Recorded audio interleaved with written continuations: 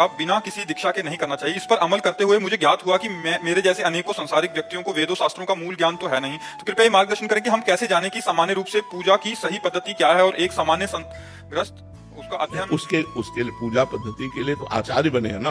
अब जैसे आपका ब्याह पूजन कराना है, आपका परीक्षा फलदान अलग अलग पूजन है, आपका गौरी पूजन कराना है, गणेश पूजन कराना है, आपका लक्ष्मी पूजन कराना है, तो अलग अलग उसके सिद्धांत और पंडित है, उनको बुलाइए, वो आपको सिद्धांत के अनुसार पूजन करेंगे। लेकिन अपने को जो पूजन करना है उसमें प्रधानता मंत्र की नहीं है, उसमें प्रधानता भाव की है।